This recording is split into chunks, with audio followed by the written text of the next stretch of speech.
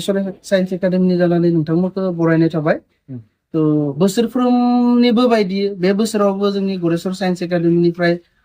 higher secondary साइन्सआव जोबोद मोजां हास्थायनाय बायदि रिजाल्ट मोननो हादों तो बे बोसोराव गासै 225 स्टुडेन्टआ लिरदोंमोन एचएस फाइनालखौ साइन्सआव बेनिनो टोटल फार्स्ट डिभिजन हिसाबै बुङोब्ला जोंनि गरेस्वर साइन्स एकाडेमिनिफ्राय सा 203 स्टुडेन्टआ मोननो हादों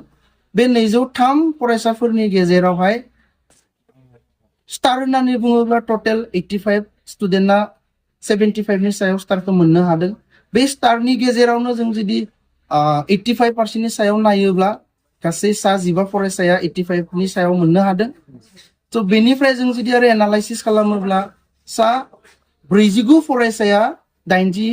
जौखोन्दोनि सायाव मोननो हादों तो बेखौ लानानै जोङो गरेस्वर साइन्स एकाडेमिया बेबाराव जोबोद गोजोननाय दं तो बेबायदिनो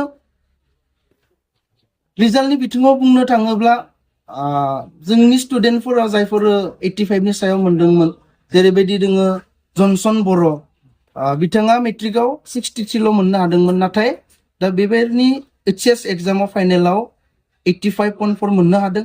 तो बेबायदिनो आरो सासे दंमोन रामचरन राभा बिथाङाबो मेट्रिकआव 67 ल'मोन बाट साइन्सआव फरायनानै 86.2 मोननो हादों तो बेनिफ्राय जों बुजिना मोनो जे मेट्रिकनि पार्सेन्टआ जास्ट मोनसे एडमिशन मोननायनि लामाल'सो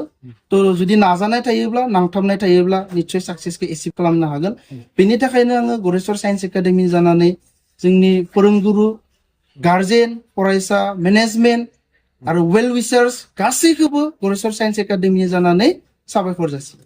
मा बुङो बिदिनो नट अनलि एचएस नि रिजाल्ट बोसोरफ्रोमावबो जोंनिफ्राय इन्जिनियारिं बा मेडिकेलाव एडमिशन मोननो हायो बे बोसोरावबो रिसेन्टलि जेडब्लिउ नि रिजाल्ट होनानै थांबाय बेयावबो सा 15 फरायसाया एडभान्सनि थाखाय क्वालिफाइड जादों बेनि मादाव सासे मुंख'नो गोनां स्टुडेन्ट महरिपारानि सिमान्त बर' 94.6 पार्सेन्टाइल मोननो हादों उइदाउट कोचिं सो जों आसा खालामदों जाहाथे एडभान्स क्रेक जानानै आईआईटी आव बा गोजौ थाखोआव एडमिशन मोननो हायो गरेस्वर साइन्स एकाडेमिनिफ्राय सा 225 स्टुडेन्टआ एग्जामखौ लिरदोंमोन बेनिनो गासैबो पासखौनो जादों होनना बुंनो हायो सासे स्टुडेन्ट एसे हेल्थ इस्यूनि थाखाय थालांबाय तो थेवब्लाबो ओभारअल रिजाल्ट हिसाबै बहुत मोजां फैबाय थानो जों बोसोरफ्रोमबो मोजांनिख्रुइ मोजां खालामनो नाजालांगासिनो जायनि जाउनाव बेबाराव जों बे एचिभमेन्टखौ मोननो हादों जों बेयावनो जोबथानानै थाया बोसोरफ्रोमबो जों बेनिख्रुइ आरो बेनिख्रुइ बांसिन साबसिन रिजाल्ट दिहुननो हागोन होननानै मिजिंथियो आरो बेनि थाखाय जोङो खामानि मावलांगोन